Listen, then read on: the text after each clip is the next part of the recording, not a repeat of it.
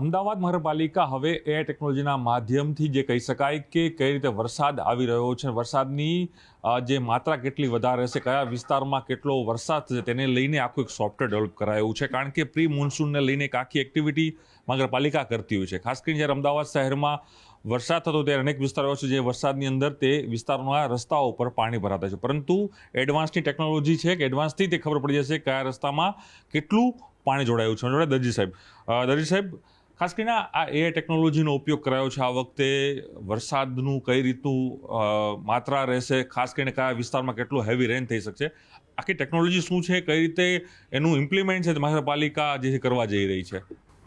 આપણે આ વખતે એક આ સોફ્ટવેર ડેવલપ કરાયું છે જે આપણે જે જૂના ડેટા હતા એ બી આમાં ઇમ્પોર્ટ કરેલા છે, પ્લસ આ એક ડેટાનું ડેશબોર્ડ છે. આ ડેશબોર્ડમાં આપણે એ રીતે વર્કઆઉટ કરેલું છે કે એમાં આપણે દરેક વેધર સાઇટ્સ નાખેલી છે. આઈએમડીના ડેટા તો મળે જ છે આપણને, એ ઉપરાંત ઝૂમ, અર્થ છે, વિન્ડી છે, વેધર છે, આ બધીને નાખેલા છે. એટલે આપણને પ્રિડિક્શનમાં થોડુંક આપણને વધારે ધ્યાન રહે.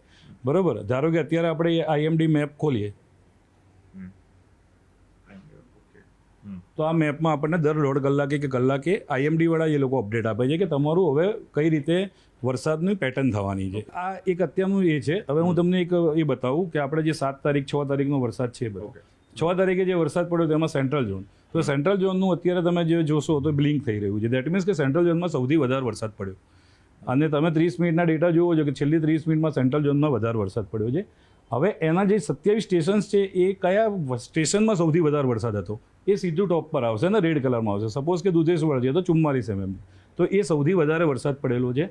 એટલે એ રીતે જેના બી વરસાદ વધારે પડશે એ આવશે ને જે ઝોનમાં વધારે પડશે એ ઝોન બ્લિંકિંગ કરતો થઈ જશે. એટલું કહી શકાય કે જે વરસાદ હેવી જે વિસ્તારમાં હેવી રેન હશે, જે આપણા મશીનો છે જે માપવા માટે વેધરના, તો એમાંથી ખ્યાલ આવી જશે કે જે બ્લિંકિંગ થશે એનો અર્થ કે ત્યાં હેવી રેન થઈ રહ્યો છે. અને સેન્ટ્રલ ઝોનમાં જે હેવી રેન થયો છે એમાં બી તમે એની પર ક્લિક કરશો તમને આઈડિયા આવશે કે કયા સ્ટેશનમાં થઈ રહ્યો છે, દુધેશ્વર થઈ રહ્યો છે કે દાણાપીઠ થઈ રહ્યો છે.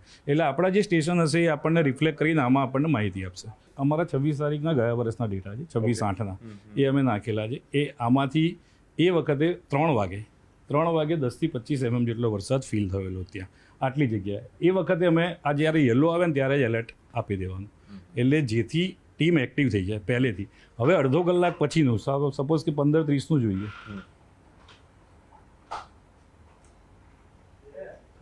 તો આ રેડ થઈ ગયું. એટલે દેટ મીન્સ કે વરસાદ પડી રહ્યો છે એટલે એ વરસાદ પડે છે એના કારણે પાણી ભરાવાના છે. એટલે એ જો યલોમાંથી અમે એલર્ટ આપી દઈશું તો થોડાક પહેલેથી લોકો તૈયાર થઈને ત્યાં આગળ જે કેચપીટ ઓપન કરવાની હોય, મશીન હોલ ઓપન કરવાના હોય કે પેલો સોલિડ વેસ્ટ સાફ કરવો હોય, એ બધું ત્યાંથી પહેલેથી જ કરવાનું ચાલુ કરી દેશે. ટીમ ઓલરેડી આવી જશે જગ્યાઓ. એ પ્રિડિક્શન આવ્યા પછી એમાં ક્યાં પાણી ભરાશે, કારણ કે એમની જોડે કોન્ટોર મેપ છે, એ લોકો આખું મોડેલ રન કરવાના છે.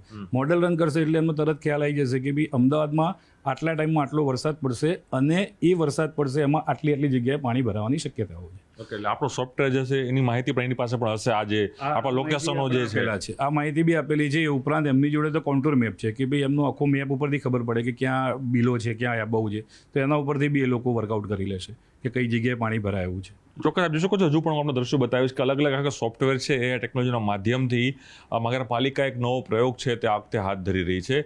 ખાસ કરીને જે અમદાવાદ શહેરના અનેક એવા પોઈન્ટ છે કે જ્યાં વેધર વધુ હેવી રેન હોવાને કારણે ત્યાં વરસાદી પાણી ભરાતા હોય છે, પરંતુ તેની પહેલાંથી જ એડવાન્સમાં જ મહાનગરપાલિકાને માહિતી મળશે, તેના કારણે એડવાન્સમાં ટીમ છે મહાનગરપાલિકાની પહોંચી શકશે. એ પ્રકારનું સંપૂર્ણ આયોજન જોવાનું રહે છે કે આ પ્રયોગ છે આવનાર સમયમાં કેટલો સફળ રહેશે, પરંતુ ચોક્કસ એક નવું પહેલ છે મહાનગરપાલિકા અહીં હાથ ધરી છે.